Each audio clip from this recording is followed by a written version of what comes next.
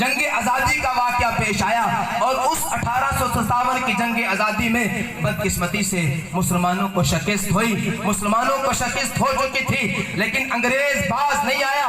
اس نے پٹنہ میں اور دیگر شہروں میں علماء حق کو قید و بند کی صعوبتوں میں مبتلا کیا اور اس ظالم نے ہر ممکن طریقے سے مسلمانوں کو دبانے کی کوشش کی۔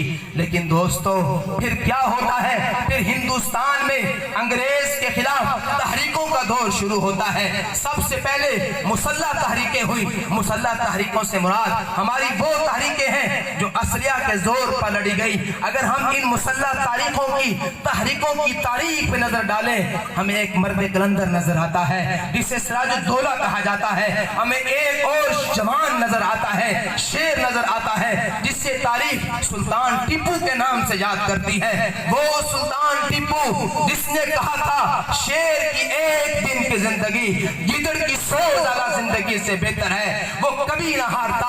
اگر اس کے آس پاس میر جعفر، میر صادق جیسے غدار نہ ہوتے، میرے دوستو ہمیں شہدائے بالاکوٹ نظر آتے ہیں۔ ہمیں پتہ چلتا ہے ایک عظیم انسان تھا جسے سید احمد شہید رحمت اللہ علیہ کہا جاتا تھا۔ کون سید احمد شہید؟ مجھے اپنے استاد محترم شیخ الحدیث مولانا ظفر احمد قاسم نور اللہ مرکزہ سے سنا ہوا ایک واقعہ یاد آتا ہے۔ سید احمد شہید رحمت اللہ علیہ بدعات کے، رسومات کے بہت بڑے مخالف تھے۔ فرمایا کرتے تھے دیکھو درباروں پہ کیا ہو رہا ہے، مزاروں پہ کیا ہو رہا ہے، اولیاء اللہ کی تدفین کے بعد ان کے مزاروں پہ جا کر لوگ سجدے کرتے ہیں، طرح طرح کی بدعات اور رسومات میں مبتلا ہو جاتے ہیں۔ مجھے اس سے بڑی نفرت ہے۔